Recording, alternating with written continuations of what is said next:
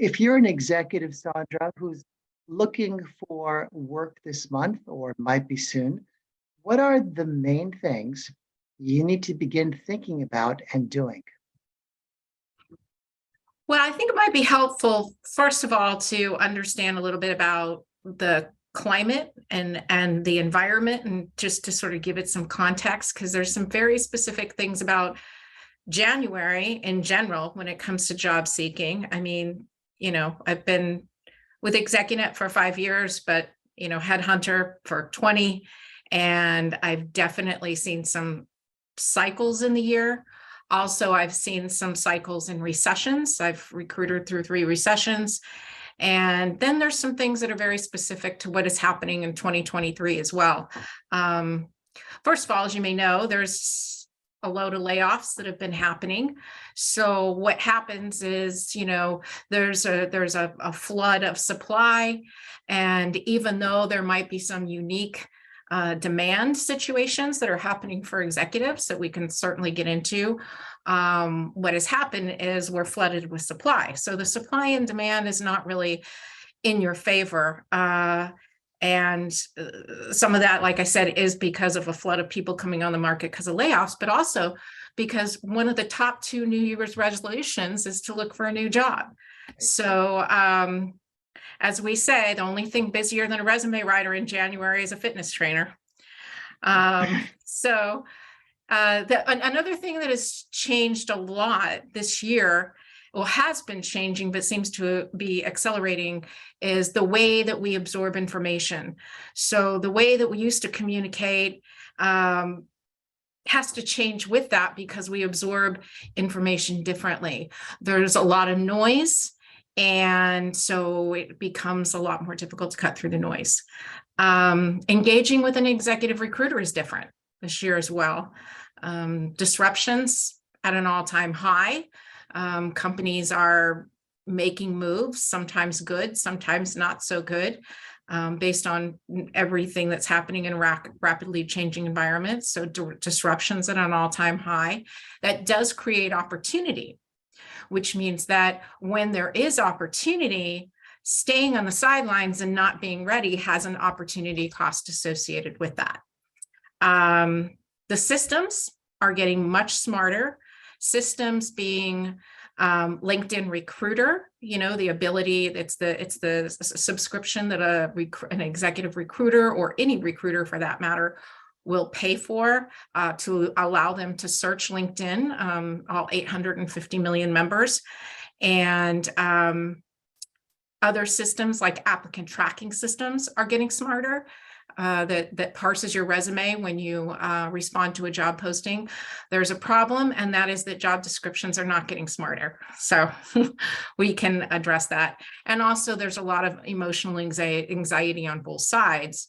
So we have, what I've seen, not only is there baggage from a candidate going on the job market, but there's also baggage on the employer side from what happened with their last person that was in the job. So all these things are creating a specific environment for January of 2023 and going into February that we need to keep a few things in mind for.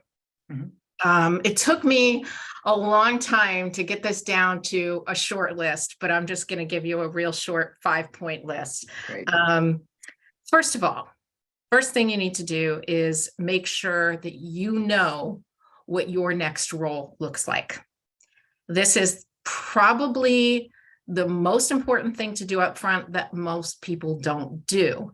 And what happens when you don't get a clear understanding of where your highest and best use case, your competitive differentiation, and out of that, what you want to do, where they all intersect and where that is that leads to a very frustrating job search, frustrating job search on the basis of interviewing for jobs that aren't right, getting calls from recruiters that aren't right, and not getting responses to things that maybe you think you should get responses for. So getting clear on that. Number 2, I would say, is building network equity. So we all talk about networking like it's some sort of activity that you can, that means that you have to just like go out there and meet a bunch of strangers. Most people sort of do that when they're looking for something, and then they feel guilty that that's the only time they do it. But building network equity is important because we have information at our fingertips and anybody can look up anything. What is needed are people that are resources. And if you can learn how to be a resource to your network and make sure that that network equity that you're building is on point with your brand, you build a solid foundation for which you may never, ever have to look for a job again if you do that right. The third thing that's happening that I've seen happening more than any time in my entire career is that people are investing in a competitive edge.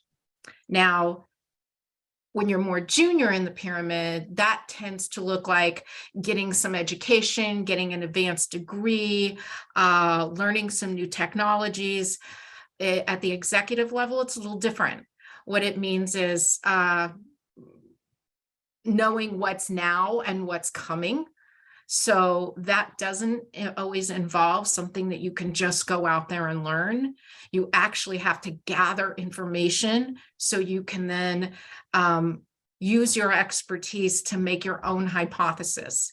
And understanding that is going to make you valuable.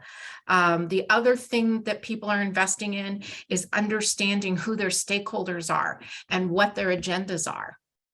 And that's usually something that, you know, we see a lot of people, that's a lot where coaching comes in, because they need to understand how the agenda is different if they're trying to engage an executive recruiter versus getting, you know, they just got an introduction to somebody at a PE firm in their industry, and understanding their agendas, if you will. And that also means investing in learning how to do things that you may not have thought you needed to do before, such as communicating your value. And one of the biggest issues of, we'll just say, an Achilles heel is now, if you do apply to something and you end up getting anywhere in that process, you will be asked to record a video. Well, recording a video is a completely different dynamic than you and I just having a conversation on a Zoom video, because there's two-way communication, and your judgment, the people are much harsher in their judgment on one-way communication than they are on two-way communication. So learning how to communicate that and looking the part. It's another thing people are investing in, because looking the part used to just mean you get the right shoes and you get the right suit. Well, no one's probably going to see your suit or your shoes. And I may or may not have shoes on. You don't know that.